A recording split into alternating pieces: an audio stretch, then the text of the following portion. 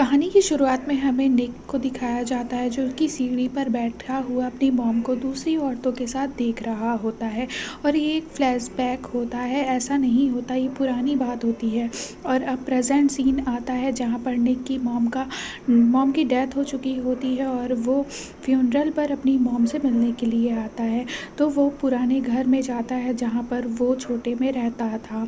अब निक बहुत बड़ा डॉक्टर बन चुका था। वो एक बार अपने डॉक्टर फ्रेंड लॉरेन के साथ एक पब में जाता है। वहाँ पर वो हेलन को देखता है जो कि उसकी एक्स गर्लफ्रेंड होती है। वो उसको देखकर एक्साइटेड हो जाता है, उसके पीछे जाता है, लेकिन तब तक हेलन निकल चुकी होती है।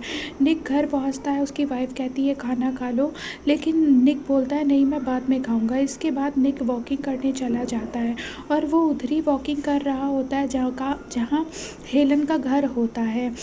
वहाँ पर वो हेलन की गाड़ी को देखता है। उसके बाद वो हेलन के घर के सामने एक पेड़ होता है, उस पर चढ़ जाता है और हेलन की खिड़की में देखने लगता है। वहाँ वो हेलन के साथ रे नाम के एक लड़के को देखता है जिसके साथ हेलन इंटीमेट हो रही होती है। अब निक का मूड ख़राब हो जाता है और वो पीसीओ से अपने फ्रेंड लॉरेन को फ़ोन करता है और बोलता है मुझे हेलन किसी भी हाल में चाहिए। लेकिन उसका फ्रेंड बोलता है तुम अपनी वाइफ को तो सेटिस्फाइड कर नहीं पा रहे हो, एक बच्चा तो तुमसे होता नहीं और तुम अब हेलन को भी चाहते हो। इसके बाद हेलन को दिखाया जाता है जो कि रे पर गुस्सा हो रही होती है और बोलती है तुम्हें कुछ नहीं आता, तुम मुझे सेटिस्फाइड नहीं कर सकते, चलो निकलो यहाँ से। इसके बाद रे भी गुस्सा हो जाता है। इसके बाद हमें निक और लॉरेन को दिखाया जाता है जहाँ पर निक ने एक पार्टी ऑर्गेनाइज़ की होती है और वो हेलन को भी बुलाता है। हेलन उसकी पार्टी में आती है। फिर निक का एक फ्रेंड हेलन के पास जाकर उसको पटाने की कोशिश करने लगता है। हेलन भी वहाँ फाउंटेन में अपने कपड़े उतार के नहाने लगती है। उसके बाद अब उसके फ्रेंड के साथ चली जाती है। फिर हमें सीन दिखाया जाता है निक की वाइफ निक से गुस्सा हो जाती है और वो बोलती है तुमने हेलन को यहाँ पर पटाने के लिए बुलाया था। इसके बाद वो वहाँ से निकल जाती है, निक को छोड़ के चली जाती है। वो हमें दिखाया जाता है निक के पास हेलन का फ़ोन आता है और बोलती है मुझे मेरा पर्स लौटा दो, मैं तुम्हारी पार्टी में ही पर्स भूल चुकी हूँ। और वो एयरपोर्ट पे होती है। वो पर्स लेकर हेलन के पास आता है लेकिन उसमें पासपोर्ट नहीं होता।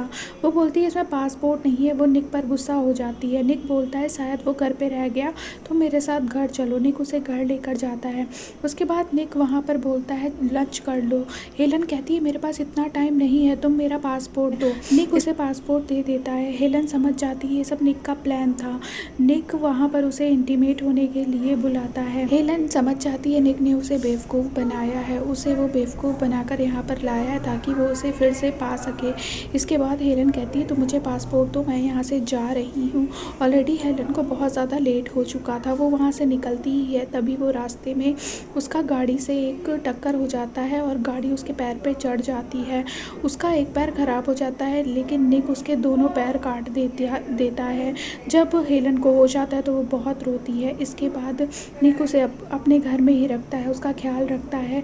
हेलन उसे कहती है तुम मुझे हॉस्पिटल लेके क्यों नहीं जाते हो, यहाँ पर ही क्यों रखते हो। निक कहता है ताकि हम दोनों एक दूसरे को समझ सकें, हम दोनों फिर से एक हो सके। हेलन कहती है ऐसा नहीं हो सकता है। ऐसा करके वो उसका गला दबाने लगती है लेकिन निक दूर हट जाता है। तभी हम सीन में देखते हैं निक ने उसका दोनों हाथ भी काट दिया होता है। दोनों हाथ काटने के बाद हेलन बहुत ज़्यादा दुखी होती है और वो बोलती है निक से अब तुम मुझे गोली मार दो। लेकिन निक उसे गोली नहीं मारता। और उसी टाइम हम देखते हैं कि निक की वाइफ आ जाती है। निक हेलन को पकड़ के उसके मुंह बांध देता है और अपनी वाइफ से मिलता है जाके। वहाँ पर उसकी वाइफ उसके साथ इंटीमेट होने की कोशिश करने लगती है। तभी निक को बहुत बुरा लगता है और वो अपनी वाइफ को वहाँ से भगा देता है। उसके बाद हमें दिखाया जाता है निक की वाइफ चली जाती है गुस्सा होकर। निक हेलन के सामने किसी और लड़की को लेकर आता है और उसके सामने इंटीमेट होने लगता है।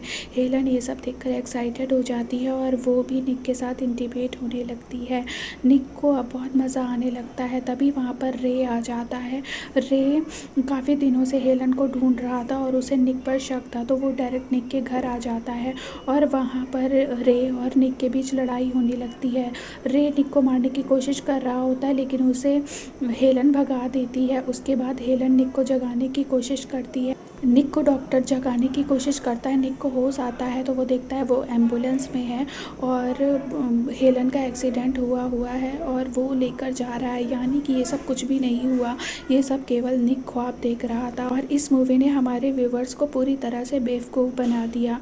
उम्मीद है आपको ये स्टोरी पसंद आई होगी। Thanks for watching.